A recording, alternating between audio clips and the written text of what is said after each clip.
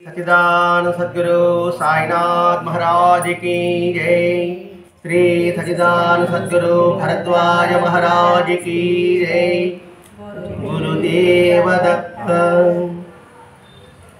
सद्गुरु श्री साईनाथुनि యొక్క సాన్నిధ్యంలో ఆచార్య ఎక్కిరాల భరద్వాజ మాస్టర్ గారి యొక్క ఆశీస్సులతో నిరంతరం జరుగుతున్న సత్సంగ యజ్ఞ ప్రక్రియలో శ్రీ సాయి మాస్టర్ ప్రవచనాలు అనే గ్రంథంలో నుంచి మన పరిణితి మేరకు వివరించుకుంటున్నాం.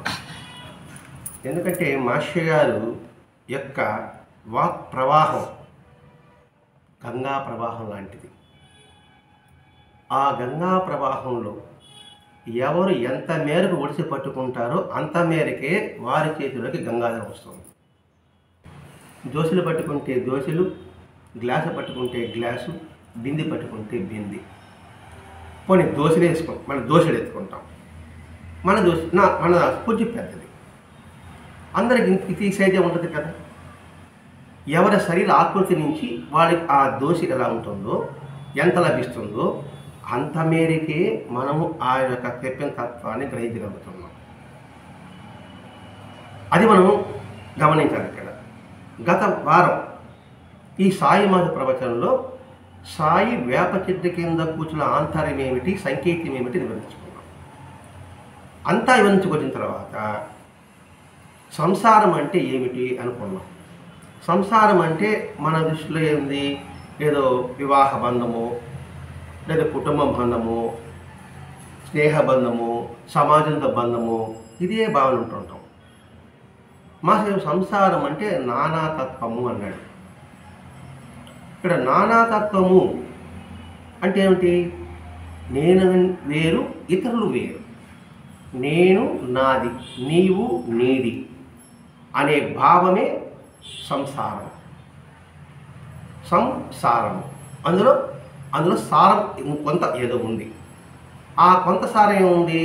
రాగము, ద్వేషం. ఈ రెండింటి వల్లనే భార్యాభర్తల బంధం కావచ్చు, మిత్రుల బంధం కావచ్చు, సమాజంతో బంధం కూడా కావచ్చు. దాని నుంచి బయటపడాలంటే ఏం చేయాలి అంటే ఏంటి?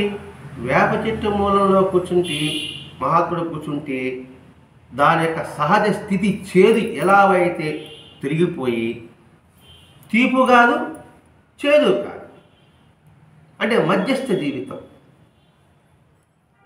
అది మధ్యస్థం అంటే సమత్వ భావం కలిగి ఉండడం, ప్రతి ఒక్క దాన్ని సమత్వంత భావంతో చూడడం.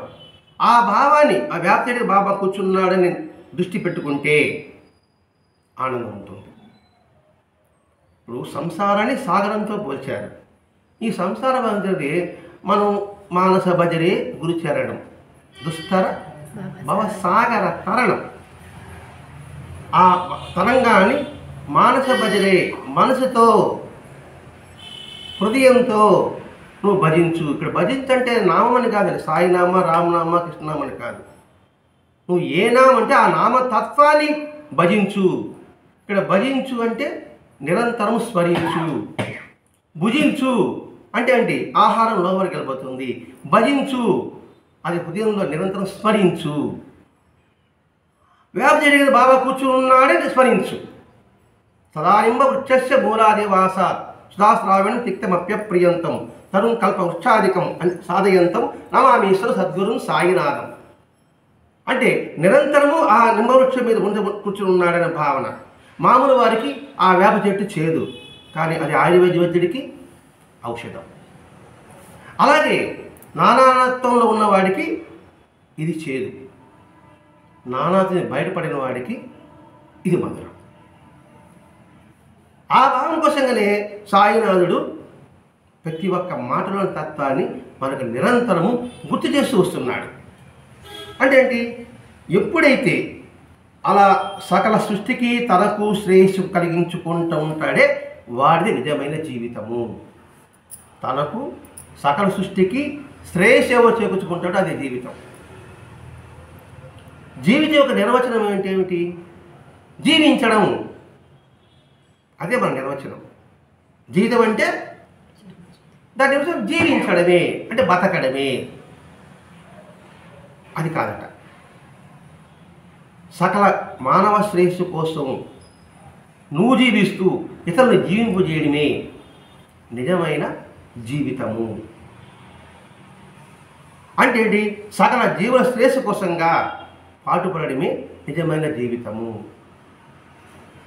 అంతేగాక గొంతు మొగ్గలతో కళ్ళు చెవులు మూసుకొని భగవంతుడు ప్రార్థించడం జీవితం కాదు. అందుకని ఈ సమాజం అంతా కూడా సమత్వం కలిగి ఉండడమే నిజమైన జీవితం అంటాడు ఆచార్య వినోభావే. అంటే ఆయన పదాలు వాడకుండా ఆయన భావం మాత్రం చెప్పుకుంటున్నాం. అటువంటి నిజమైన జీవితం మనల్ని తీసుకురావడం కోసమే బాబా యొక్క ప్రయత్నం. అంటే అబద్ధమైన జీవితం ఉంటుంది. ఈ అబద్ధ జీవితంలో కపటం ఉంటుంది, ద్వేషం ఉంటుంది, పరదూషణ ఉంటుంది, కోరికలు ఉంటుంది, చంచలత్వం ఉంటుంది. అందుకే ఈ మాటనే అంటే మనలో పరదూషణ పెద్ద దుర్గుణం. రెండవది కామం అంటాడండి. కామం అంటే మన దృష్టిలో కోరిక, ఏదో స్త్రీ పురుషుల సంబంధం అనే భావన కాదు. కామం అంటే కోరిక. రెండవది మర్కటం నుంచి మనకు సంప్రాప్తించింది. మర్కటం అంటే కోతి, సంప్రాప్తించింది అంటే చంచల స్వభావం. ఈ మూడు ఉన్నవాడు, కోరికలు ఉన్నవాడు కైవల్యాన్ని చేరలేడు, చంచలమైన మనసు ఉన్నవాడు మాధవుని చేరలేడు, పరదర్శుడు ఉన్నవాడికి ఎటువంటి జ్ఞానము కూడా వాడి గురువులకు ఎక్కదు. ఇవన్నీ చెప్పింది అన్నమయ్య. అంటే వేమన కన్నా ముందుగా అన్నమయ్య చెప్పుకున్నాడు. ఎంత చదివిన నేమి వినిన తన చింత పడినప్పుడు శిరుడు ఎలా కలుగును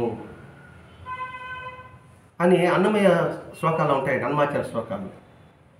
ఎంత చదివిన వినిన ఏమి తన చింత ఎలా పడుతున్నప్పుడు శిరుడు ఎలా కలుగుతుంది? శిరుడు అంటే ఏమిటి? డబ్బు కాదండి, ఆనందం.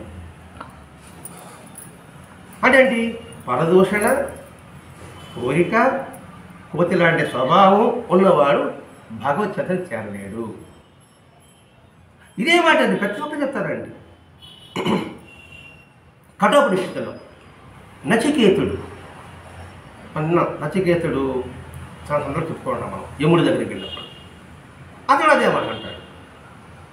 మంచి నడవడిక లేనివాడు, ప్రశాంత మనసు లేనివాడు, నిరంతరము ధ్యానము అంటే ఎరుకుతో లేనివాడికి ఎటువంటి జ్ఞానం వాడి చెంతకు వచ్చినప్పటికీ కూడా వాడు దాన్ని ఆత్మదర్శనం చేసుకోలేడు అంటాడు నచికేతుడు.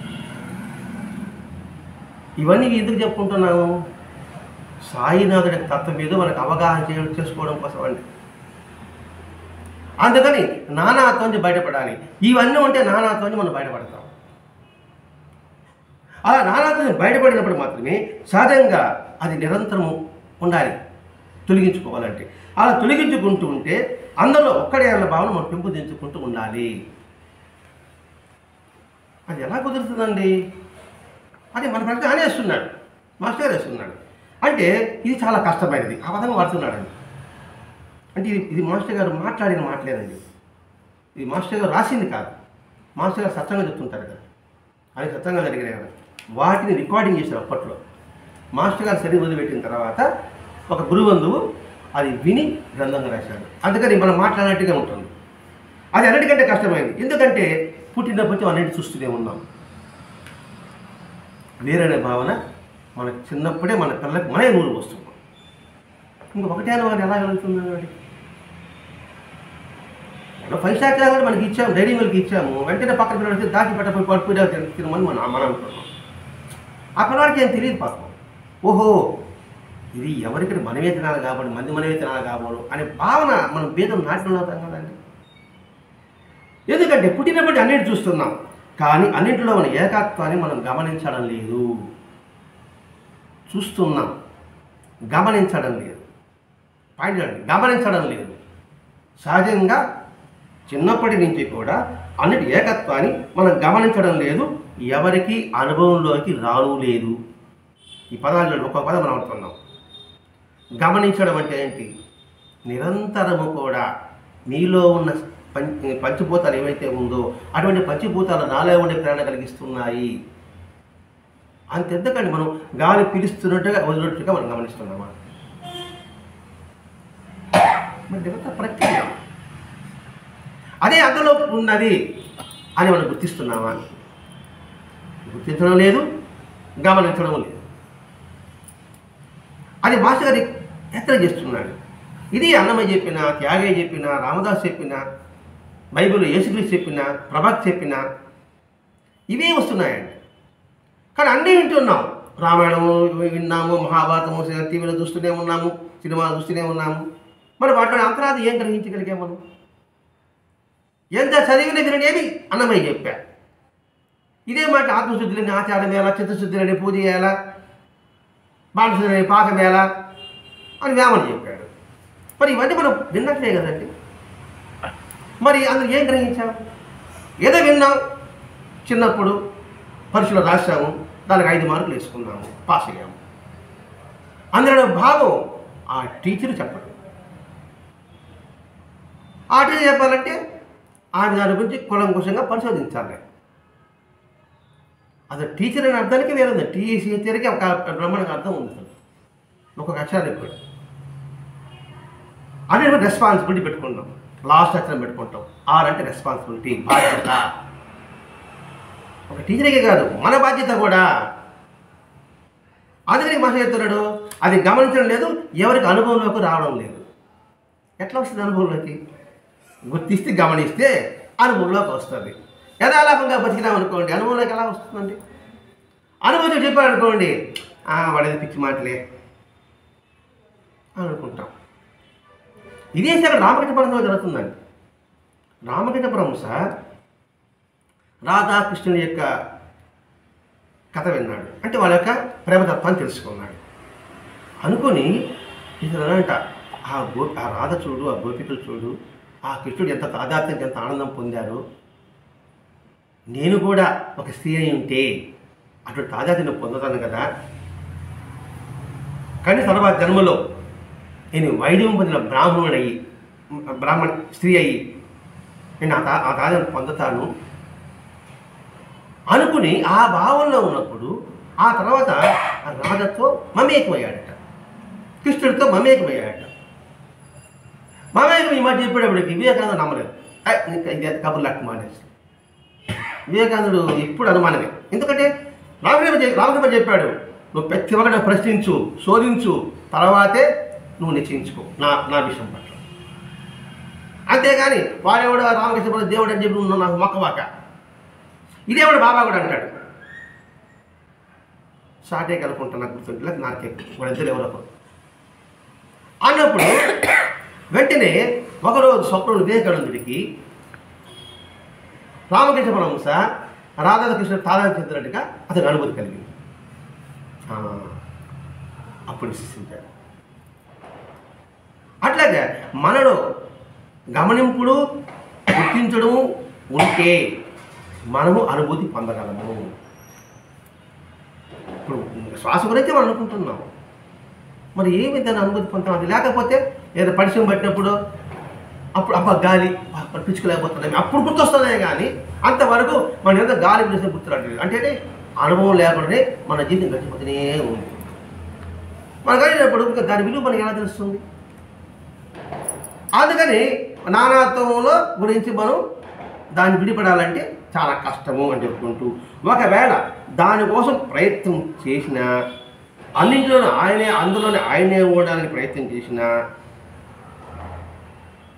ఎదుటి వాడి పనుల పట్ల మనకి ఆ భావం చూసనిపోతుంది. నేను న్యాయంగా ఉంటాను, ధర్మంగా ఉంటున్నాను, మీరు అనుకుంటున్నారు, మీరు అలా మాట్లాడతారు, నేను దురుసుగా ప్రవర్తిస్తాను. అప్పుడు మీకేమనిపిస్తుంది? ఏదైనా నేనే ధర్మంగా న్యాయంగా పోతాను, మరి దుసుగా పోతాను, నానాత్వం అంటున్నాను, ఇదేది అని గందరగోళం అయిపోతాం అని చెబుతూ, ఆ తోలనాడే మనస్సు, అహగణించిన తోలనాడే మనస్సు ప్రయత్నిస్తుంటే ఎలా కుదురుతుంది? మీరు మంచిగా భావం చూస్తున్నారండి, ఆఫీసులో కావచ్చు, ఇంట్లో కావచ్చు, సమాజంలో కూడా కావచ్చు. మీరు శాంతంగా ప్రధానంగా మాట్లాడుతున్నాడు, ఎదుటి వాడు జ్యూసుగా మాట్లాడుతున్నాడు. అప్పుడు ఏదైనా బాబాయ్ ఇలా చెప్పాడు, నేను ధర్మంగానే పోతున్నాను కదా, మరి అలా చేస్తున్నాడు ఏంటి అనే భావం మనకు వస్తుంది. అందుకే బాబా నిష్ఠా సబూరి అన్నాడు. ఇంకా రోజుగన్నాడు, అలా దురుసుగా ప్రవర్తించడం ఎందుకు ప్రవర్తిస్తున్నాడంటే నీలో ఎంత సహనం ఉందో పరీక్షించడానికి ఆ రూపంలో ఉన్న భగవంతుడు నీకు పరీక్ష పెడుతున్నాడు. ఆడికి వచ్చాడు కన్క్లూజన్కి. నీలో టాలెంట్ బయటపడాలంట, అక్కడికి రివర్స్ రావాలి. ఇప్పుడు కష్టము దుఃఖం ఉన్నప్పుడే మన ప్రతిభ బయటపడుతుందండి. బాగా గుర్తుపెట్టుకోవాలి ఇక్కడ. అసలు జీవితం అంటే, అసలు భక్తి అంటే ఏదో సుఖసాధనతో గడిచిపోవడం కాదండి. కథసుఖాల సమభావంతో నేర్పేదే భక్తి అనేది. అది కూడా నేను భక్తిగా ఉన్నాను, నాకు సుఖశాంతులుగా జరగడం లేదే. భక్తి సుఖశాంతులు ఇవ్వడానికి కోసం భక్తి కాదు, సమభావం తీసుకోవడానికే భక్తి. అందుకే చాలా ఉన్నాడు అన్నీ మంచి పనులు చేస్తూనే ఉంటారండి, అన్నీ భక్తి పనులే ఉంటారండి. కానీ వాడి మరణం చూడడం ఎలా ఉంటుందో, చాలా తీవ్రంగా బాధపడుతూ సైకిపోతున్నాడు. ఇలా భక్తి ఉంటే ఎలా అని అనిపిస్తుంది కదండి. మనం చూడండి, జ్ఞానులందరూ కూడా వాడి మరణావస్థలు ఎలా ఉంటుంది, చాలా కష్టపడుతున్నప్పుడు చూసినప్పుడు మనకి భయం చేస్తుంది. అప్పుడు ఒక సమాజం చెప్తున్నాడు, సుఖంగా బతకడం, సుఖంగా చనిపోవడం యోగం కాదు, అది భక్తి కాదు. నిజమైన భక్తి అంటే తన ప్రారంధాన్ని ఇప్పుడు ఈ జన్మలో ఖర్చు పెట్టుకోవాలి అనుకొని ఆ ప్రారంభంతో ఎవడు శరీరం వదిలిపోతాడో అది నిజమైన భక్తి. అంటే ఈ భక్తి సుఖాన్ని ఇచ్చేది కాదు, జీవితం ఇచ్చేది కాదు, జ్ఞానాన్ని ఏ విధంగా ఇస్తాం. ఎక్కడ పుట్టామా, ఎట్లా మరించామా కాదు, ఈ మధ్యలో ఎలా జీవించామా. ఇంత వివరణ వస్తుందండి దీనికోసం. పుట్టాము చనిపోయాము కాదు, మధ్యలో ఎలా జీవించి అది చూస్తారు ఇక్కడ. ఎందుకంటే చావు పుట్టుకలు మన అధీనం కాదు, అవి అదృష్ట కర్మ ఫలాలు. ఇదేంటి అదృష్ట ఫలాలు అంటే మనకేమనిపిస్తుంది? అదృష్ట ఫలాలు అంటే అదృష్ట కర్మ ఫలాలు అన్నారు కదండి. ఏంటి అదృష్ట కర్మ ఫలాలు అంటే అర్థం? ఇప్పుడు చావు పుట్టు మన అధీనం లేదు, అది వాడే అదృష్ట కర్మ ఫలాలు అన్నాడండి. అంటే చావు పుట్టు అది మన అదృష్టమా? బాగుండి, దృష్టము కనబడేది, అదృష్టము కనబడేది, మన కర్మఫలాలు కనబడండి. అది అదృష్ట కర్మఫలాలంటే పాని పట్టుకోండి. ఇక్కడ ఆ పదాలు వాడు వాడాడంటే దానికి అర్థం ఉంది. అదృష్టం అంటే ఏదో లిబ్ అనుకుంటాం కదా మనం.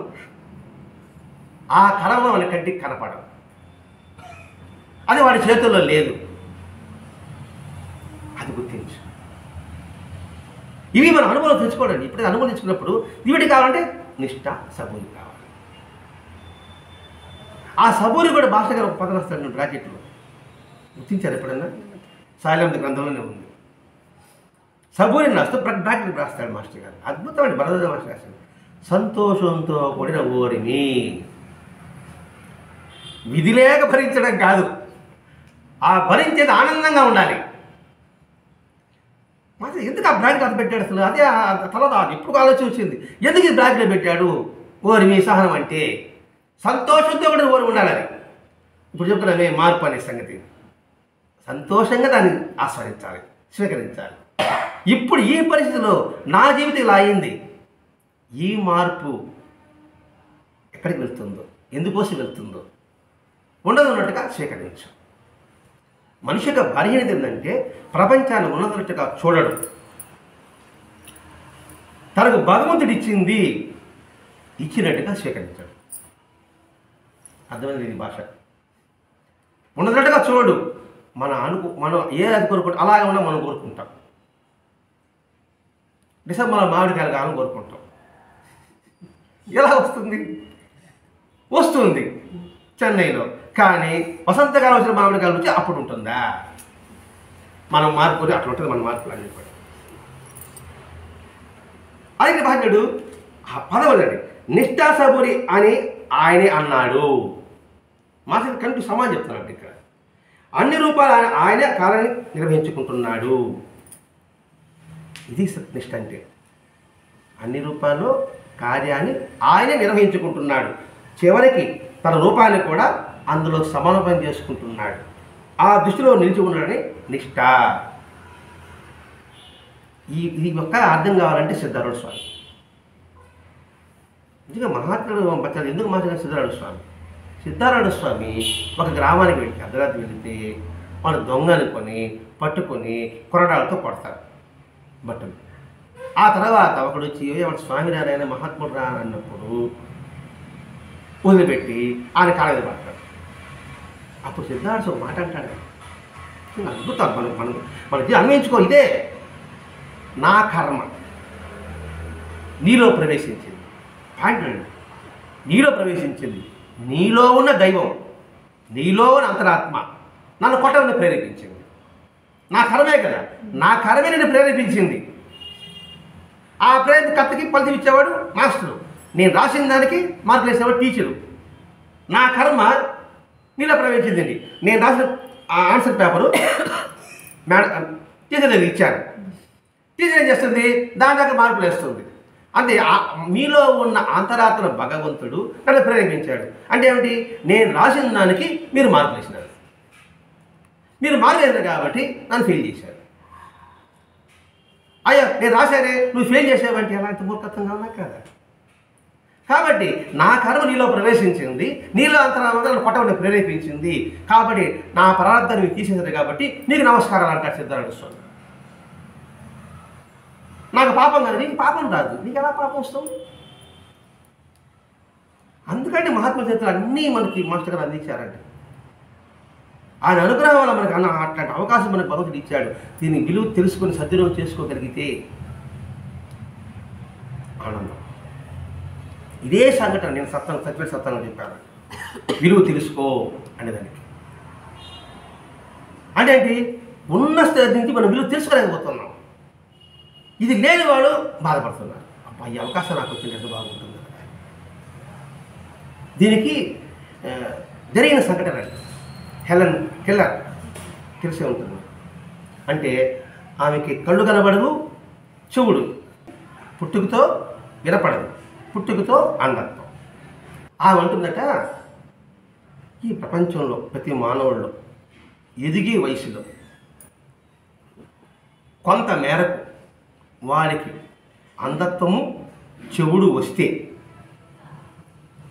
నేను వరంగా భావిస్తాను అని నాని కొనేటప్పుడు మనకేమనిపిస్తుంది, ఆమె కళ్ళలేదు కాబట్టి అందరికి ఇలా ఉన్న కోరుకుంటుంది అనే కదా మనకి అనిపిస్తుంది. అంటే అసూయతో ఈ మాట అనింది అంటాం.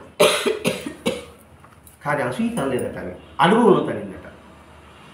ఏం అనుభవము అని అంటే, ఆమె స్నేహితురాలు ఒక గార్డెన్కి వెళ్ళారు. గార్డెన్లో చుట్టూ పెద్ద పార్క్ సీట్లు ఉంటాయి కదా, వాకింగ్ చేస్తుంటారు. వాళ్ళ స్నేహితులు ఒక గంట పోయి వాకింగ్ చేసుకొచ్చేసారు. వచ్చిన తర్వాత ఏం చూసావు అని అడిగింది. ఎవరు? కెల్లర్ అన్నప్పుడు ప్రత్యేకంగా నాకేం కనబడలేదండి. ఎవరు? వాకింగ్ చేస్తున్నాను. అదేంటి అలా అంటున్నాను, నాకు కళ్ళు లేదు, నేను అలా స్పృశించా. అప్పుడే వెనబూసే మొక్క, మన చెట్టు, దట్టమైన బెరడు, ఆకులు, కొమ్మలు, ఆ ఫౌంటైన్ శబ్దం, ఆ ఫౌంటైన్ దృశ్యం మానసికంగా దర్శించాను. నువ్వే నీ ప్రత్యేకత లేదంటున్నావే అని చెప్పింది. ఇప్పుడు అసూయత చెప్పిందా, అనుభూతి చెప్పిందా? కళ్ళు ఉండి కూడా నువ్వు దాన్ని విలువ తెలుసుకోలేకపోయావు. కళ్ళు లేకుండా దాని విలువ తెలుసుకున్నా. కాబట్టి మీకు ఒక 3 రోజులు కానీ కళ్ళు పోతే అప్పుడు ఇది విలువ తెలుస్తుంది. అది దాని అర్థం. అదే అంటది, నాకు 3 రోజులు కానీ భగవంతుడు నాకు కానీ చూపిస్తే ఒకరోజు ఈ ప్రపంచ మనుషులంతా చూస్తా. ఇప్పటి వరకు ఆయన ఎవరైనా చెప్తా ఉంటే నేను వినడం కూడా లేదు. చెప్తా అంటే పెద్దలు చూసే అవకాశం లేదు. ఎవరో పాఠాలు చెప్తున్నట్టుగా నాకు అనిపించింది, విన్నా. ఇప్పుడు ప్రత్యక్షంగా పాఠాలను పుస్తకాలు నేను చూశాను. రెండవది, ఒక ఎగ్జిబిషన్లో మన కళాఖండాలని, చరిత్రని దర్శిస్తారు. మూడో రోజు ఎవరో వ్యాపారం, ఉద్యోగం, ఇవన్నీ కూడా నేను చూస్తాను. ఆ తర్వాత అర్ధరాత్రి నాకు కళ్ళు పోతాయి. మూడో రోజు కోరినాను, కళ్ళు పోతాయి. కళ్ళు పోయిన తర్వాత నేను దీన్ని స్మరిస్తాను, మననం చేస్తాను. అబ్బా ఈ 3 రోజులు ఎంత కలుగు, ఎంత విలువ వచ్చిందో అర్థమైన భావిస్తున్నా. జీవిత విలువ గురించి ఆ వివరణ చెప్పాల్సి వచ్చాను. అంటే ఇంతటి అర్థం ఈ సబూరిలో నిష్టలో ఉంది. ఇక్కడ శ్రద్ధగా చెప్పాడు, నిరంతరము సమంజస దృష్టిలో ఉంది దాని నిష్ట అన్నారు. అలా నిలిచి ఉండటాన్ని కావాల్సింది ఓరిమి కావాలి. ఊరికి నిలబడాలంటే అంత కాదు, సహనం ఉండాలి. అంటే దీని యొక్క విలువ తెలుసుకోగలగాలి. ఇప్పుడు మనం చెమటలో గంట ఉంటున్నాం, మామూలు అప్పుడైతే ఒక క్షణం కూడా ఉండలేం. మరి ఇప్పుడు ఎందుకు ఉంటున్నాం? చెమట పట్టినా కూడా సరే ఇందులో విషయాలు మనం గ్రహించాలి. మరి దీనికి ఓరిమి అవసరం ఉందా లేదా? అందుకని నిష్ట నిలబడాలంటే నువ్వు ఓరిమి కావాల్సి ఉంది. ఎందుకంటే అవతల వాడు చెడ్డగా ప్రవర్తిస్తున్నా కూడా ఆరోపణలో కూడా ఆయన మనకు ఓరిమి నేర్పడం కోసంగా అలా జరుగుతుందని అనిపిస్తుంది. ఎప్పుడు ఓరిమి ఉంటే ఓ బాబా భగతుని హత్య చేస్తున్నాడు అని నేను ఓర్చుకోగలుగుతాను. అందుకే సిద్ధరాడు సన్మానం చెప్పుకున్నాం. ఆ విషయాన్ని గుర్తించినప్పుడు అక్కడ ఆ ప్రయోజనం మాత్రమే నెరవేరుతుంది. అప్పుడు జీవితంలో ఏ మరణమైతే మనకు భయం వేస్తుందో ఆ మరణమే మన మరణ భీతి నుంచి తప్పిస్తుంది. వాస్తవం చూసుకుంటాం. మరణం అంటే ఏమిటి? చావు అంటే ఏమిటి? ఈ శరీరం నుంచి ఇంకో శరీరం ప్రవేశిస్తున్నాం. దానికి భయం ఎందుకు? అదే భగవద్గీత ఏం చెప్తున్నాడు? చిన్న వస్త్రాలను ధరించి వదిలిపెట్టేస్తే కొత్త ధరించినట్టే కదా అని అంటాడు కదండి. అలా అన్నప్పుడు దుఃఖము భయం ఉంటుందా? దుఃఖము భయం లేకుండా ఆనందం. మనం నిరంతరము దుఃఖం భయంతోనే నరకయాత్ర అనుభవిస్తున్నాం. మానసికంగా పైకి మనం నవ్వుతూ ఉంటాం, కానీ మానసికంగా మాత్రం ఈ దుఃఖము భయమే. మరి ఈ దుఃఖ భయం ఇబ్బంది తెలుసు, కానీ అని వదిలిపెట్టకపోతున్నాం. మరి ఎందుకు చెప్పుకుంటున్నాం? ప్రతిసారి కూడా హెచ్చరిక చేసుకుంటున్నాం బెత్తంలాగా. ఎందుకు? సత్తగా అంత ఉపయోగపడుతుంది. అందుకే అట్టని చెప్పి ఇది ఉపయోగించలేకపోయినావు అనుకోండి, అజ్ఞానం ఉండిపోతాం. అందుకే అంటారు, నువ్వు తూర్పు వైపు అడుగు వేసేకుంది నీకు పడవల దూరం అవుతుందా? అవుదా? అయ్యో మన వల్ల కాదు అని ఆగిపోయినాం అనుకోండి, ఆ పడవల దగ్గరే మనం ఉంటాం. మనం గమ్యం చేయాలనుకున్నాం, ఆ గమ్యానికి మనం తప్పడానికి వేయడం మనం చేయవాలి. అందుకని ఇక్కడ ఆ నిష్ఠాసభ గురించి ప్రత్యేకంగా చెప్తున్నాడు. ఇక్కడ మనకి మనటువంటి శ్మశాన వైరాగ్యం. ఎవరు చనిపోయినప్పుడు మాత్రం ఎంత భ్రాంతి, వాడు ఏమెత్తుకోబోయాడు అని అంటాం. మన పక్క క్షణం నుంచి అలా మాట్లాడే అంటే ఏమిటి? దాని పట్ల పూర్తిగా అవగాహన లేకపోవడం అన్నమాట. అలా చెప్తున్నాడు. శ్మశాన వైరాగ్యము ఆత్మ చనిపోయిన వాడికి ప్రతి వారికి వస్తుంది. కానీ దానికంటే బలీయమైంది ఈ దుఃఖం నుంచి, భయం నుంచి మనం ఎలా విడిపడాలి అని ఆలోచించగలిగితే ఇక్కడ మరణించేది ఏమీ లేదు, మరణించే శరీరం మాత్రమే. ఆత్మ మాత్రం దానికి చావు లేదు. చెప్తారు కదండి, ఆత్మని అగ్ని కాల్చదు, నీరు తడపదు మనం ఏంటా ఉంటాం ఘంటసాలలో విన్నట్టు. అసలు రోజు ఇంటి మీద అసలు మనం ఆ ఘంటసాల కొన్ని పద్యాలు ఉన్నాయే, అది రోజు పెట్టుకొని భావం వింటూ ఉంటే ఆనందంగా ఉంటుంది. అయితే అందుకని ఆ రెండు నుంచి మనం విడిపడాలంటే ఏం చేయాలనుకుంటున్నాడు? దానిని ఆలోచించాడు. ఇక్కడ మరణించేది లేదు తెలుసుకున్నాడు. తర్వాత సత్యంగా దేవుడు నా జ్ఞానం పొందేదాకా బుద్ధుడు ప్రయత్నం చేస్తూనే ఉన్నాడు. బుద్ధుడు దానికైతే మరణం చనిపోయిన శవాన్ని చూశాడు, ముసలివాడిని చూశాడు, రోగిష్టిని చూశాడు. మరి మనం చూస్తున్నామా? గమనించామా? గుర్తించామా? మనకు అనుమానం ఎలా వస్తుంది? అతను గుర్తించాడు, గమనించాడు, అనుమానం చేసుకున్నాడు. ఇది కాదు జీవితం, దీనికన్నా అతీతంగా ఉంటుంది. అదే కదా బెల్లారప్ప చేసిందండి, అదే కదా భరద్వాజ మహర్షిగా చేసింది. వాళ్ళ అన్నగారు కుమారుడు చనిపోతే అంటే మాస్టర్ ఈ ప్రవచనం ద్వారా మన ఆలోచన తత్వాన్ని రేకెత్తిస్తున్నాడు. ఇదే చేశాడు, జ్ఞానం పొందేదాకా దానికోసం కృషి చేశాడు బుద్ధిని. అలాగే సర్వత్రా తన గురువును చూడగలిగిన వాడికి తనతో ఎవరు ఏ రీతిని వ్యవహరించారు కూడా ఆరోపంలో తన గురివే అలా వ్యవహరించాడని తెలిపి పూర్ణ ఆత్మజ్ఞానం కలిగేంత వరకు జీవితమే వాడికి గురువు నడిపిస్తుంది. మన జీవితమే ఒక గురువు అండి, అది కూడా మనం గమనించడం లేదు. ప్రకృతి ఒక గురువు, దానిహా చూడడం లేదు. మన జీవితమే ఒక గురువు, దాన్ని గుర్తిస్తున్నామా? అంటే ఇది హాస్యం కాదు, బాగా ఆలోచించుకోవాలి. ఇక్కడ శరీరం ముడతలు పడుతూ ఉంది అంటే అర్థం ఏంటి? నువ్వు మరణ దగ్గర అవుతున్నావు, జాగ్రత్త పడు అని చెప్తుందా లేదా? మనం గుర్తిస్తున్నామా? వయసు ఇంత వయసు అనుకుంటున్నాం, మరి నీ ఆయుష్ తగ్గుతుందని గుర్తిస్తున్నామా? నాకు ఇంత పెద్దవాడి 60 సంవత్సరాలు 70 సంవత్సరాల వయసు నాకు అంతా జ్ఞానం చేసి అనుకుంటున్నాం, మరి నీ ఆయుష్ తగ్గిపోతుంది రా అని చెప్పి గుర్తిస్తున్నాం. మనకి ఎందుకు జీవితమే గురువు అని చెప్పి దాని పదం తెచ్చుకుంటాను అండి. గురువు ఎక్కడో లేడు, మనలోనే ఉన్నాడు, మనం గుర్తించడం లేదు. అదే కదా మనం చెప్పి నిన్ను నువ్వు తెలుసుకో, నువ్వు తెలుసుకో అని చెప్పడం. అలా తెలుసుకునేవాడు ఏం చేస్తాడు? నిరంతరం శోధిస్తాడు. శోధించిన దానికోసం అన్వేషణకి ఆగడు వాడు. ఆగకుండా వాడి ప్రయత్నంలో వాడు పడిదాన్ని సాధిస్తాడు. అదుగు బాబా సబోరి అని చెప్పడం. ఇప్పుడు సద్గురు శాస్త్రి చూస్తున్నారు కదండి, ప్రతిసారి సబోరి అంటాడు ఆయన అంతే.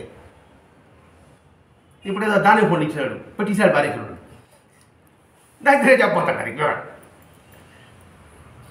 అంటే దీని ప్రతి ఒక్కటి మన జీవితమే ఒక గురువుగా చూసుకున్నామంటే మన ఆనందం. ప్రతి ఒక్కటండి. పళ్ళు ఊడిపోతున్నాయి, గుర్తేంటి?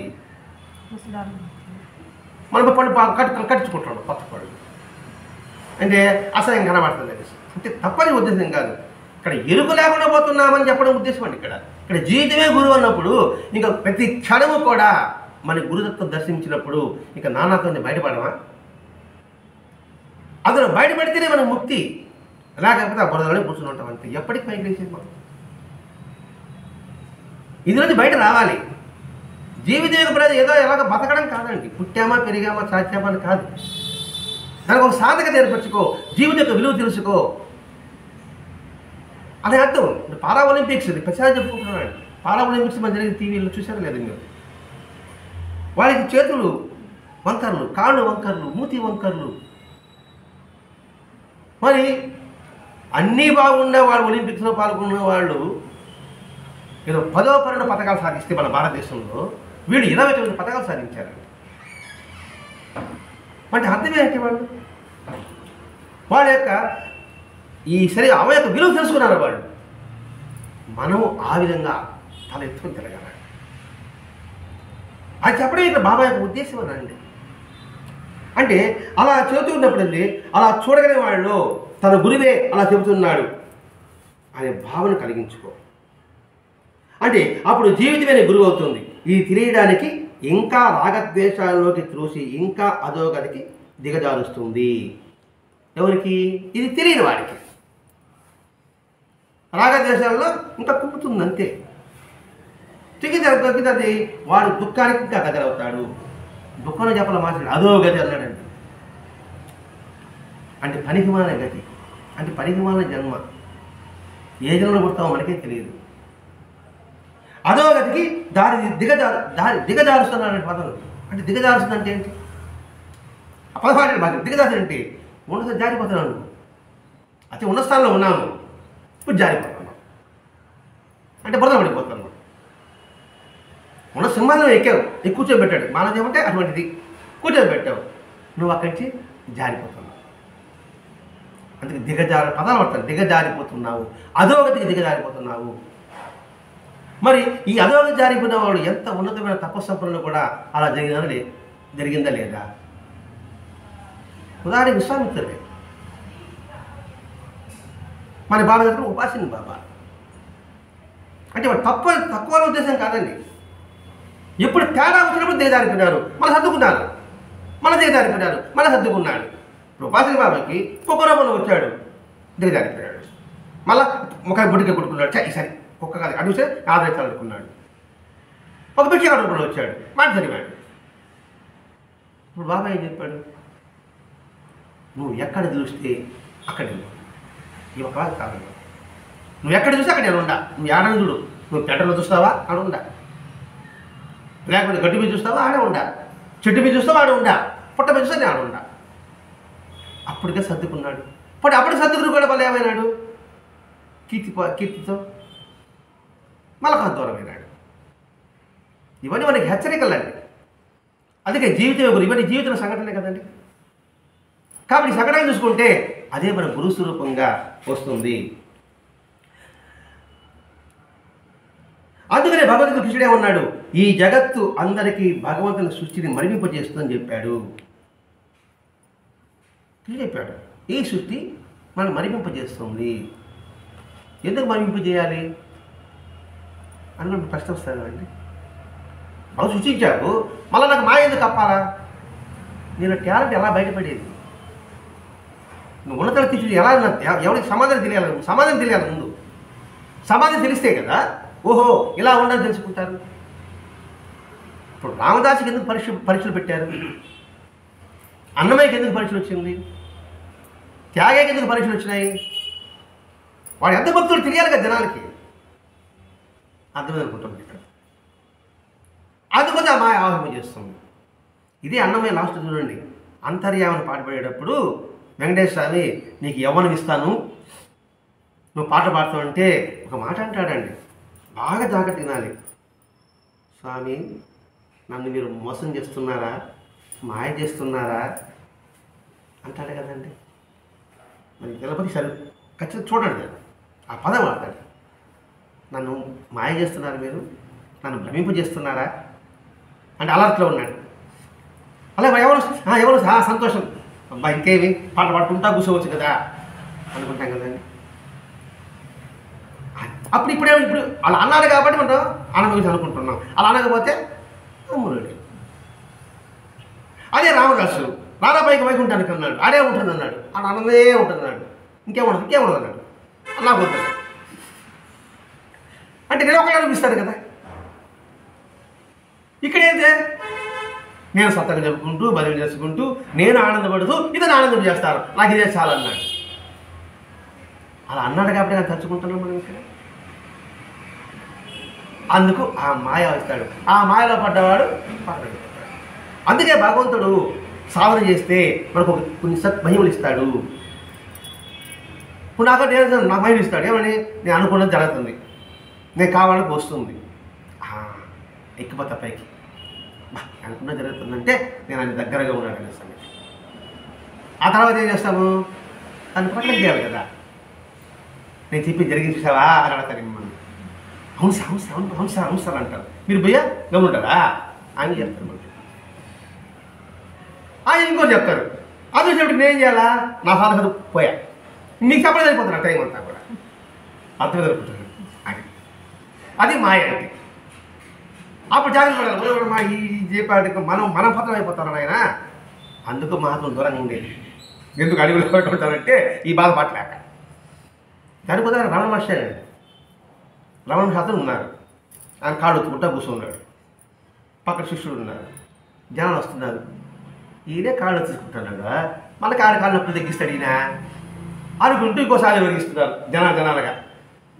పక్క శిష్యుడు ఏం సామె మీరు నిజమైన జ్ఞాని కదా, మీ దగ్గర రాకుండా వాళ్ళ దగ్గర పోతున్నారు అన్నాడు. అట్లా వాళ్ళు ఉంటే మేము ప్రశాంతంగా ఉంటాం అన్నాడు. మాయ నుంచి బయటపడ్డాడు, వాళ్ళు మాయలు ఇరుక్కున్నారు. అలా కృష్ణుడు చెప్పున్నాడు. అందుకనే అవధూతకు 24 గురు రూపంలో ప్రబోధం చేస్తుంది అని చెప్పాడు. అదే భాగవతం వచ్చిందే కదండి. మాయ అని చెప్పాడు, మళ్ళా 24 గురువులు నీకు ప్రబోధం చేస్తుంది వినగలిగితే, చూడగలిగితే. మరి వింటున్నామా, చూస్తున్నామా? మనం పరిశీలించుకోవడమే. అందుకే హియరింగ్ లిస్టింగ్ అన్నారు. వింటున్నామా, వినిపించుకుంటున్నామా? వినిపించుకుంటే ప్రయోజనం, వింటే ప్రయోజనం లేదు. అది అందమైన ఎంత విననీయమి ఎంత చదివినీయం అనేసి అది ప్రబోధం చేస్తుందని చెప్పాడు. దానికి మనం గురించి ఎదువరా అదిపోతూ ఉంటే ఒక అవధూత కనబడడం, నువ్వు ఎలా ఆనందంగా ఉండగలుగుతున్నావు నిర్జన అరణ్యంలో అంటే దానికి ఏం చెప్పాడు? వీటి నుంచి నేను జ్ఞానాన్ని గ్రహించి, ఇంకో పదం మాట్లాడు, గ్రహించి అనుష్ఠించానంటాడు. గుర్తించడము, గ్రహించడము, అనుష్ఠించడం. అనుష్ఠించి నీకు ఆనందం ఉంటుంది లేదా ఆనందం ఉండదు. మాస్టర్ ఆ పదాలను మనం అండర్లైన్ చేసుకోవాలండి. బాబాజీ గురించి ప్రతి ఒక్క అతను కూడా నేను జ్ఞానాన్ని గ్రహించి అనుష్ఠించాను పదం వాడతాడండి. థియరీ కాదు, ప్రాక్టికల్ చేయగలిగితే ఈ నానార్థం నుంచి నువ్వు బయటపడగలవు. దానికి కావలసింది నిష్ఠ, సబూరి. నిష్ఠ అంటే శ్రద్ధ, శ్రద్ధ అంటే లక్ష్యశుద్ధి, లేకపోతే పట్టుదల. ఇవన్నీ ఉండాలంటే ఓరిమి ఉండాలి. పట్టుబట్టి నేను ఒక కొండ ఎక్కాలంటే నేను కొంత సహించాలి కదండి, ఓరి వహించాలి కదండి. గమ్యం చేరగలం వెనక ముందైనా సరే. అయ్యో వాళ్ళు వెళ్ళిపోతున్నారే అనుకున్నావు అనుకోండి, ఓరి చూసిపోయేది. వాళ్ళు వెళ్ళిపోతే పని నువ్వు చేరగలవు కదా ఆ మార్గాన్ని పట్టుకుంటే. అందుకే మాకు 90 డిగ్రీస్ ఉంది, ఆ డిగ్రీలోనే పో. ఎప్పుడైనా గమ్యం చేస్తావు.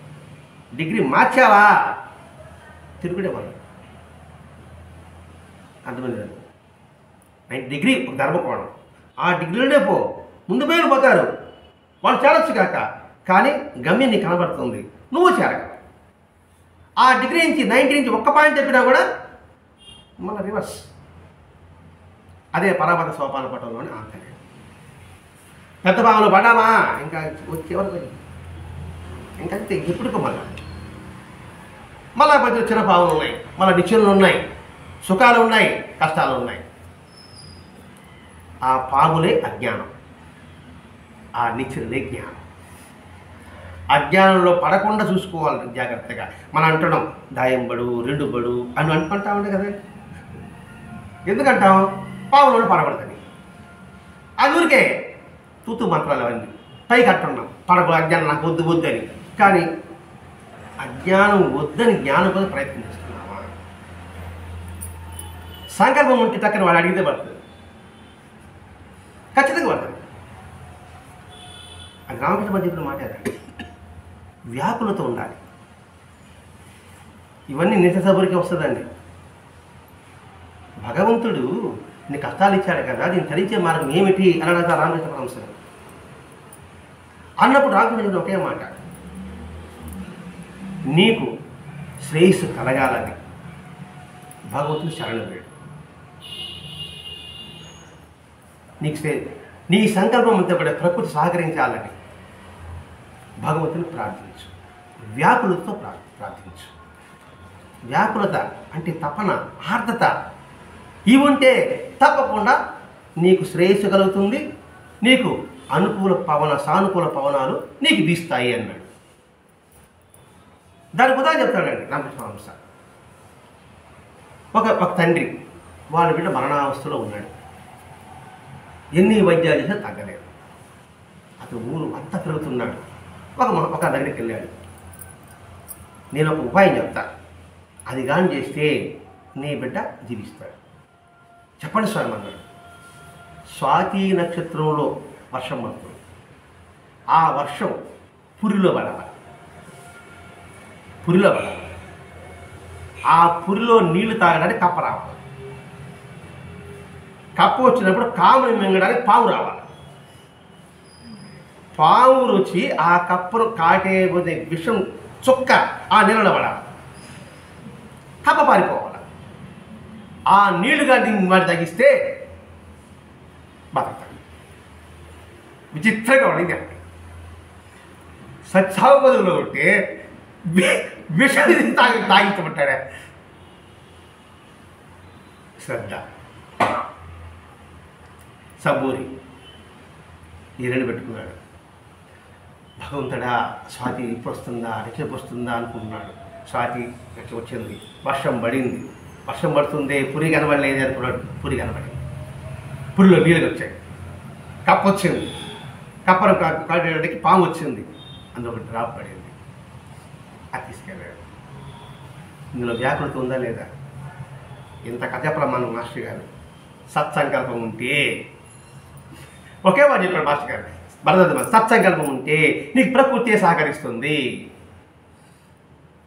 అది వ్యాకులత. ఆ సత్సంకల్పం ఎలా ఉండాలి? సప్రయోజనం ఉండకూడదు. సర్వభూత హితేరత అలా ఉండాలి. ఇవే మనకు బోధించేదండి. అలా బోధించింది మనం గ్రహించగలిగితే, గమనించగలిగితే అనుభూతి పొందగలిగితే ఈ నానాత్వం అనే సంసార సాగర్ నుంచి బయటపడతాం. మాకు వద్దు మరులో ఇదంతా మాకు వద్దు, మా పనిని మొదలుతాం అనుకున్న వాళ్ళకి వాడి కర్మ వాడింది. ఆయన అవకాశం ఇస్తాడు అంతే. నువ్వు దాన్ని ఉపయోగించుకున్నావా నీకు ఉపయోగం. ఆయన ఎప్పుడు తపన పడతాడు, ప్రతి ఒక్కడు వద్దంతా తపన పడుతున్నాడు భగవంతుడు. నువ్వు తీసుకుంటే నువ్వు ఉపయోగపడతావు, లేదంటే పునరికి జరగడం పునరికి మరణం. అవి మనం చూడం కదండి అని చాలామంది అంటుంటారు. అది ఇప్పుడు మనం చూడబోతామా? ఇప్పుడు ఏదో హాయిగా ఇది పరదోషణం, ఇక్క కోరికో, నిశ్చంచలత్వమో ఇందులో మునిగిపోతాం, ఇది ఆనందంగా ఉంటుంది. దాని ఉదాహరణ చెప్తారంటే, కుక్కకి ఎముక దొరికితే దాన్ని కొనుక్కుంటూ తన నోటి రక్తం వస్తామంటే తీయగా ఉందనుకుంటుందట.